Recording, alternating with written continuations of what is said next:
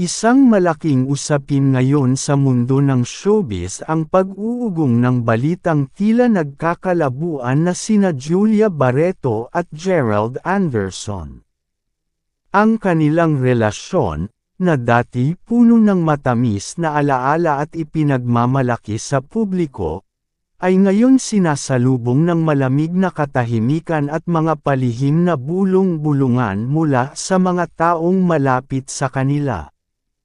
Ayon sa mga source na may direktang ugnayan sa magkasintahan, ilang buwan na raw napapansin ang pagbabago sa dynamics ng kanilang relasyon. Kung dati ay laging magkasama sa mga pribadong bakasyon at mga family gathering, ngayon ay bihira na silang makita ng magkasama.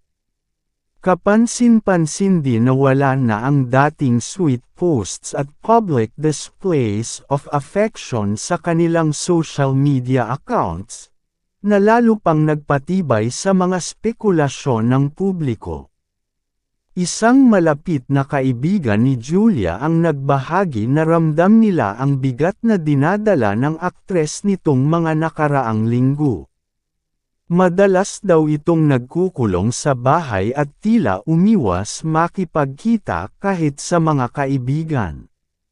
May ilang pagkakataon na umiyak daw si Julia habang kausap ang kanyang ina na si Marjorie Barreto sa isang pribadong rest house sa Rizal.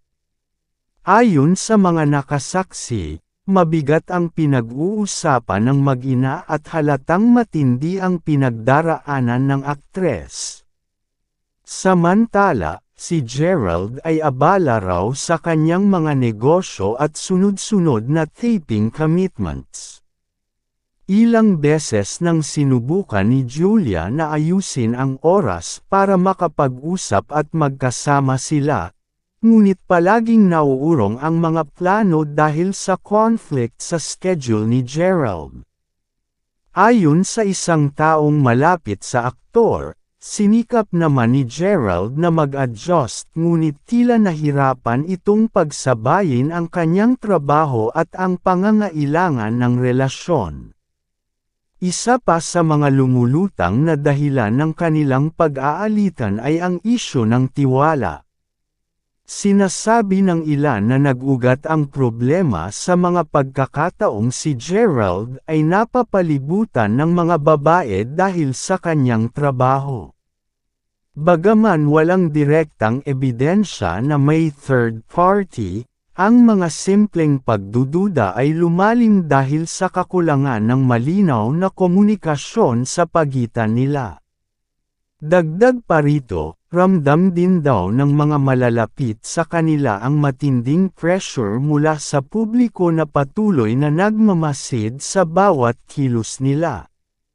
Ang inaasahan sanang matatag na relasyon ay tila unti-unting nilalamon ng personal at propesyonal na mga responsibilidad na hindi na nila mabalanse.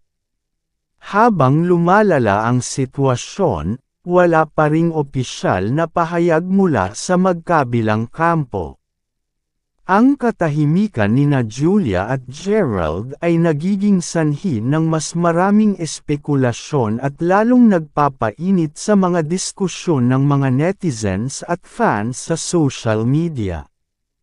Ilang tagahanga ang patuloy na naniniwala na maaayos pa rin nila ang kanilang relasyon, ngunit may ilan din na naninindigang baka ito na ang simula ng tuluyang pagguho ng kanilang pagmamahalan. Habang abala ang publiko sa pagtutok sa bawat galaw ng dalawa, ang mga taong malapit sa kanila ay umaasang magkaroon ng mahinahong pag-uusap upang muling maibalik ang dati nilang samahan. Ngunit sa kabila ng lahat, malinaw na ang sitwasyon ay masalimuot at nangangailangan ng matinding pag-unawa mula sa bawat isa. Habang patuloy na pinag-uusapan ang tila malamig na relasyon nina Julia Barreto at Gerald Anderson, mas marami pang detalye ang unti-unting lumulutang mula sa mga taong malapit sa kanila. Ayon sa isang insider mula sa kampo ni Julia, matagal na raw may tensyon sa pagitan ng magkasintahan, at ang mga tampuhan na dati ay agad na aayos ay unti-unti nang lumalalim at nauuwi sa mga hindi pagkakaunawaan. Isa sa mga itinuturong ugat ng alitan ay ang umano'y kawalan ng oras ni Gerald para kay Julia. Abala raw ang aktor sa mga negosyo nito, lalo na sa kanyang beach resort sa Zambales, at sa kanyang mga commitment sa taping.